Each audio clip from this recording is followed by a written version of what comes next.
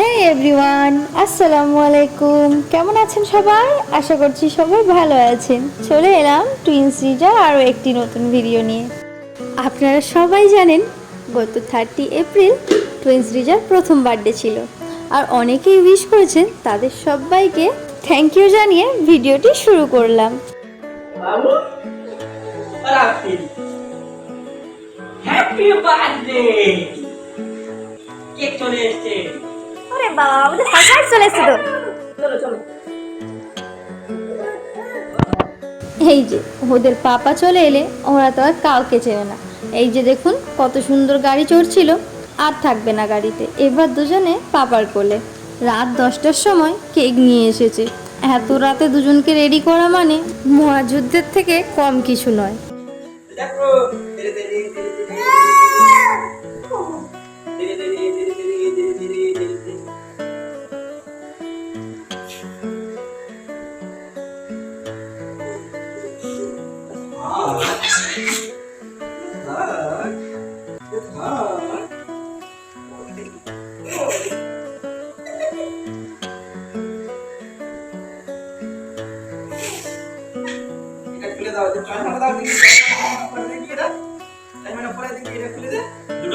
দেখছেন তো ওদের পাপা দুজনকে রেডি করছে, আর দুজনে কোনো মতে মাথাতে ক্যাপটা রাখছে না। তাই ওদের জন্য সানগ্লাসটা আবার বের করে আনলাম।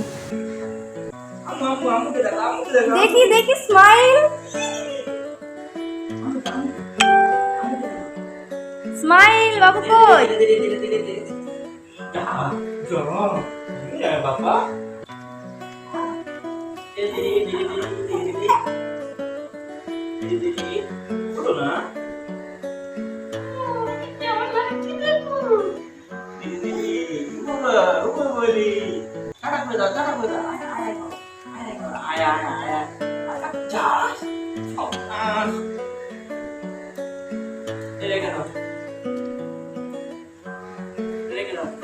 আপনারা নিশ্চয়ই ভাবছেন টুইন্স রিজার বার্থডে চলে গেল আর এখনো পর্যন্ত বার্থডে ব্লগ কেন পেলেন না।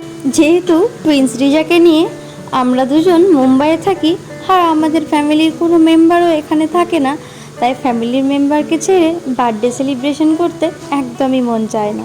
তাই আমরা দুজনে মিলে ঠিক করেছি, যেহেতু আর কিছুদিন পরেই বাড়িতে ফিরবো, তখন ফ্যামিলির সব মেম্বারদেরকে নিয়ে সেলিব্রেট করব। কিন্তু ওদের পাপার আর মন মানল কই। কাজ থেকে বাড়ি ফেরার সময় কেক নিয়ে হাজির।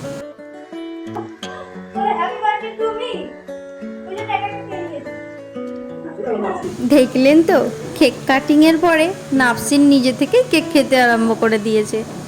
ফার্স্ট টাইম কেক খেলো তো। যেহেতু কেক খুব একটা হেলদি ফুড নয়, তাই এর আগে কখনো ওদেরকে খাওয়ানো হয়নি। এই ফার্স্ট টাইম ওরা বার্থডে কেকটাই নিজেরা খেলো। দুজনে কত সুন্দরভাবে কেকটা কাটিং করলো। তারপর আমি একটু কেক নিয়ে ওদের দুজনকে খাইয়ে দিলাম, আর ওর পাপাকেও একটু দিলাম। তারপর আমি একটু কেক মুখে দিতে গেলাম। ও মা, নাফসিন তো দেখি আমাকে একটুও কেক খেতে দেবে না।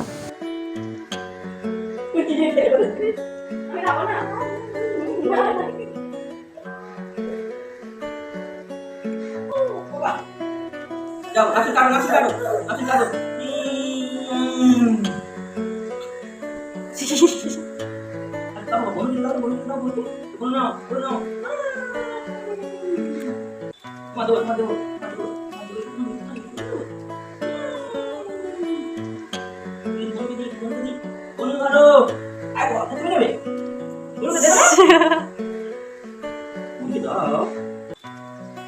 তুমি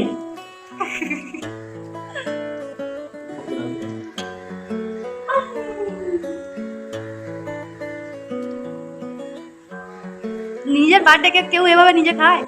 হ্যাঁ, রাফসিনকে দাও, রাফসিনের খাওয়া হচ্ছে না। ভিডিওটি যদি ভালো লেগে থাকে অবশ্যই লাইক কমেন্ট শেয়ার করে দেবেন। আর এরকম আরও নতুন নতুন ভিডিও দেখার জন্য টুইন্স রিজাকে অবশ্যই ফলো করে রাখবেন। ভিডিওটি এখানেই শেষ করলাম। দেখা হচ্ছে পরের আরেকটি নতুন ভিডিওতে। সকলে ভালো থাকবেন, সুস্থ থাকবেন। টুইন্স রিজার জন্য বেশি বেশি করে দোয়া করবেন।